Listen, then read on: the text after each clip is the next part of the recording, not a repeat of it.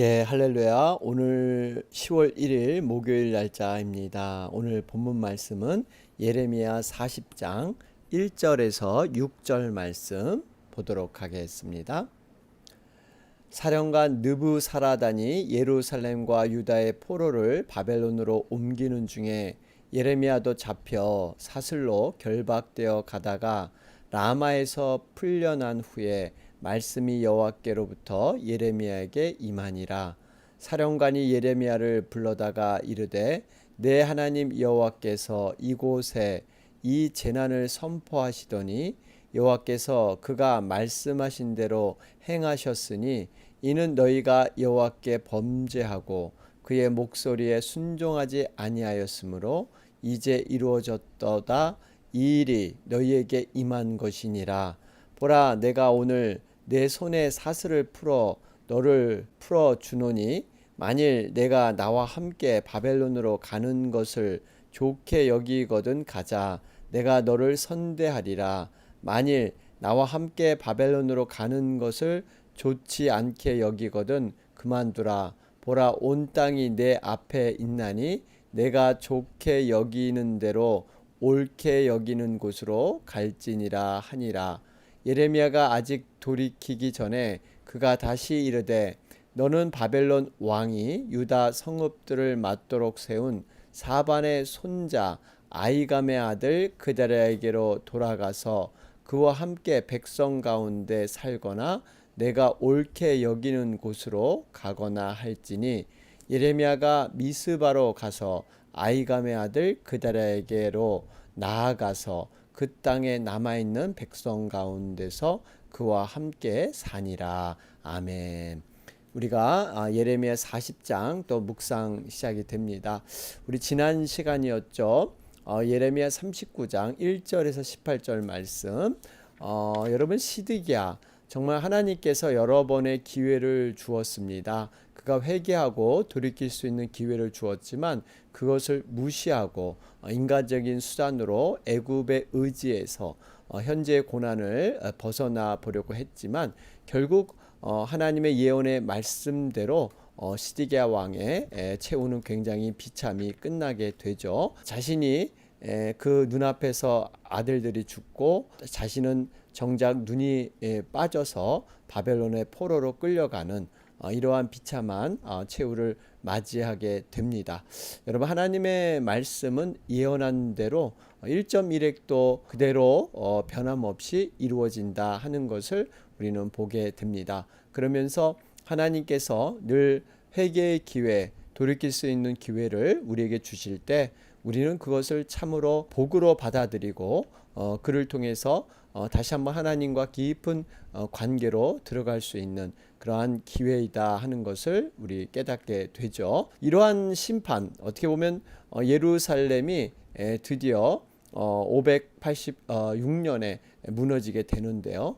이러한 심판의 와중에서도 하나님의 사람, 정말 하나님의 믿음으로 온전한 행위로 살았던 자들을 하나님은 한 영혼이라도 놓치지 않고 보호하신다 하는 것을 깨달았죠. 우리 39장 16절 말씀이었죠. 구스인 에벳 멜렉, 여러분, 이방 출신으로 넷이었죠. 과거에 선지자 예레미야가 구덩이에 빠졌을 때 그것을 건져주는데 결정적인 도움을 이루었던 바로 그러한 사람. 특별히 이러한 것은 단순히 행위에서만 나온 것이 아니라 말씀을 보니까 이는 내가 나를 믿었음이라 하나님의 말씀이니라. 여러분, 에벳 멜렉은 이방인이었지만 하나님에 대한 믿음, 그 믿음이 있었기 때문에 이런 심판의 날에 구원을 받는 이런 아름다운 일을 만나게 되는 것이죠. 여러분, 이걸 보면 분명히 우리가 주님을 위해서 애쓰고 힘썼던 작은 것 하나도 믿음으로 행한 모든 것들을 하나님은 기억하시고 반드시 하나님의 나라와 연결지어서 우리에게 상급과 보상으로 이루신다는 사실입니다. 소자에게 물 한 그릇 떠준 것, 이것을 믿음으로 행했을 때 그것을 분명히 나에게 한 것이다 이렇게 말씀하고 계시죠. 그렇기 때문에 우리가 정말 믿음으로 행하는 모든 일들은요, 하나님 앞에 아름답게 기억된다 하는 것을 우리는 깨닫게 됩니다. 자, 그러면서 오늘 예레미야 40장 우리 오늘 말씀을 들어가게 됩니다. 오늘 1절 말씀을 보니까 사령과 느부사라단이 이렇게 포로들을 바벨론으로 옮기는 가운데 예레미야가 결박되어 가다가 라마에서 풀어주죠. 분명히 이 그 바벨론 왕이 이 사령관에게 명령을 했습니다. 예레미야를 선대하도록 해라. 정말 함부로 하지 마라. 포로 취급하지 마라. 그런데 저 의아하게 어떻게 예레미야가 이렇게 포로 가운데 잡혀가다가 라마에서 이렇게 풀려났을까? 분명히 우리 어제 39장 우리 14절 말씀을 보면 예레미야는 분명히 14절에 보면요, 감옥들에서 데리고 사번의 손자 아이감의 아들 그다라에게 넘겨서 그러니까 지금 감옥들에 있든지 아니면 그 집안에서 가택연금을 당하고 있었죠. 그런데 어떻게 이렇게 끌려갔을까? 우리는 이것을 추측해 볼 때요, 분명히 이 예레미야가 하나님의 말씀의 사역을 전하기 위해서 밖으로 나왔다가 일반 유다 백성으로 오인돼서 바벨론 군사에게 붙잡힌 것이 아닌가, 이렇게 우리는 추측해 볼 수가 있습니다. 그가 여전히 그다랴 집에 머물면서 말씀 사역을 위해서 사람들을 만났던 이런 열심을 볼 수가 있죠. 어쨌든 간에 지금 이렇게 만났을 때 지금 느부사라단의 고백이 바로 2절과 3절에 기록되고 있습니다. 이 예레미야에게 어떤 지금 얘기를 하고 있냐면요, 이렇게 지금 유다가 멸망당하고 어려움을 당한 것은 내 하나님 여호와께서 이곳에서 재난을 선포했다, 2절에 말씀하고요. 그러면서 3절에 더 직접적인 얘기를 하고 있습니다. 왜 말씀대로 너희들이 행하지 않고 하나님 앞에 범죄해서 그 목소리에 순종하지 않았기 때문에 이런 심판이 이루어진 것이다. 여러분, 지금 이거는 굉장히 의미 있는 얘기예요. 느부사라단은 알다시피 이방인 장군입니다. 사령관입니다. 그런데 어떻게 이 사람의 입에서 지금 정확하게 오히려 유다 백성도 제대로 인식하지 못하고 끝까지 자기들의 죄를 인정하지 않은 이런 상태에서 이방인이 정확하게 지금 이러한 상황들에 대해서 분석하면서 이러한 신앙적인 얘기를 할 수 있을까? 더군다나 여러분, 이 사령과 느부사라다는 군인이었죠. 군인이었으니까 어떤 전술이나 전략, 어떤 이런 전쟁의 이런 관점에서 너희들이 무너졌다 이렇게 하지 않고 신앙의 관점에서, 지금 믿음의 관점에서 이것을 얘기하고 있다는 것입니다.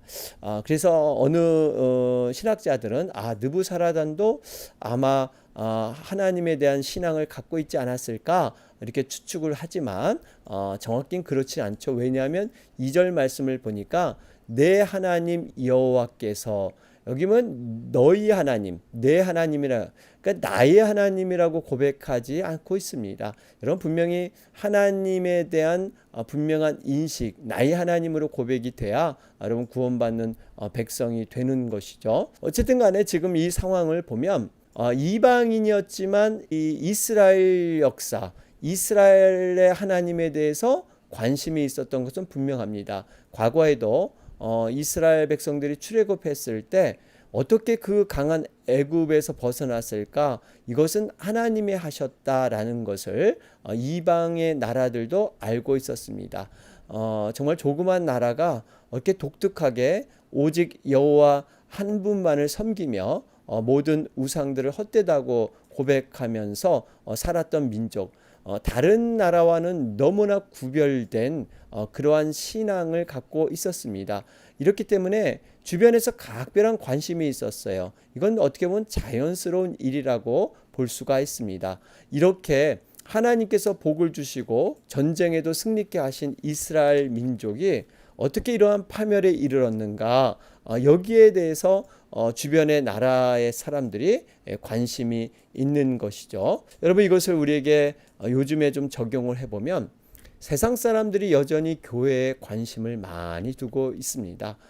매스컴에서도 연일 교회에 대한 여러 가지 얘기들을 쏟아놓고 있죠.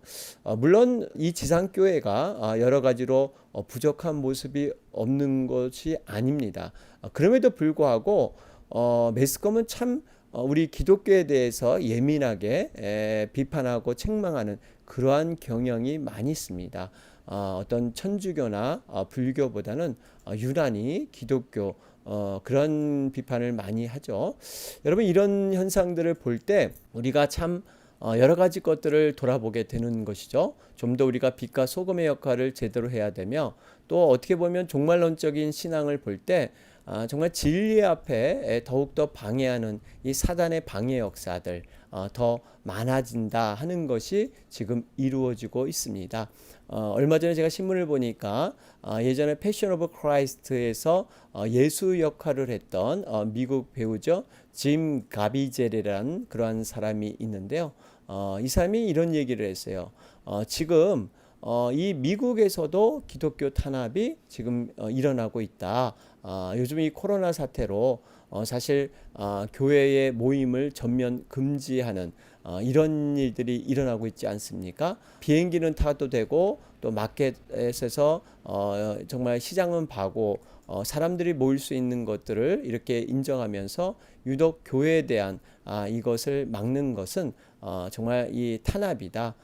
헌법에 우리가 종교의 자유가 있는데 이런 것들을 막는다.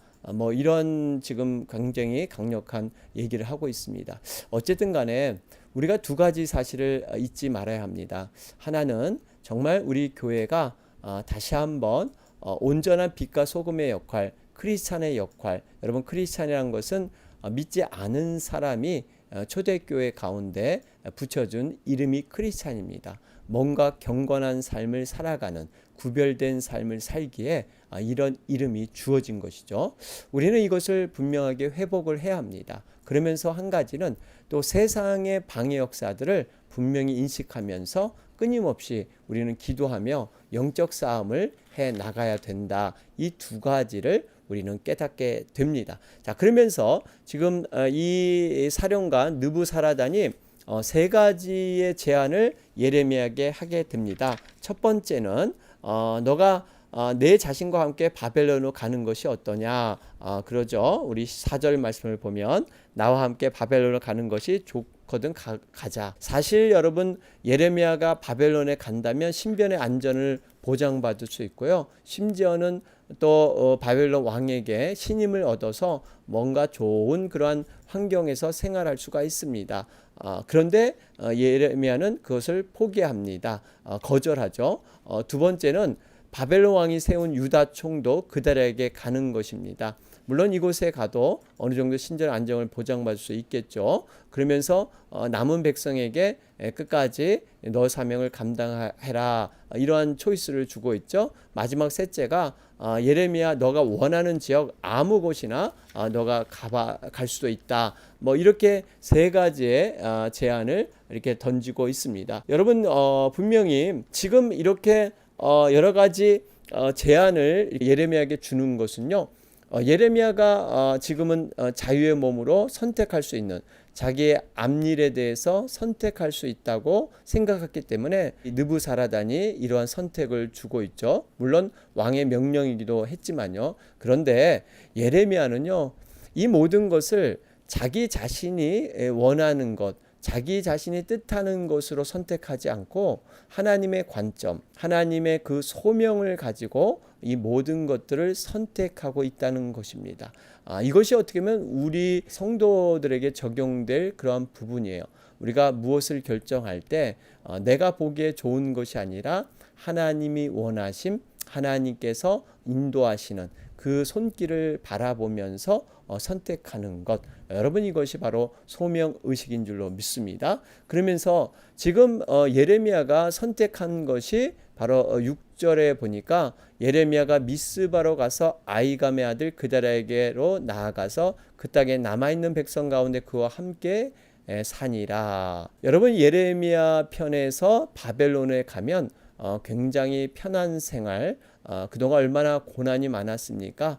이제 그런 모든 것들이 풀릴 수 있는 이러한 기회도 있었습니다. 그런데 이 예레미야는 분명히 참 선지자로서 자신의 백성들이 당하는 고통, 그 어려움을 외면하지 않고 끝까지 자기의 사역을 위해서 하나님의 소명을 붙들고 나아가는 것을 볼 수가 있습니다.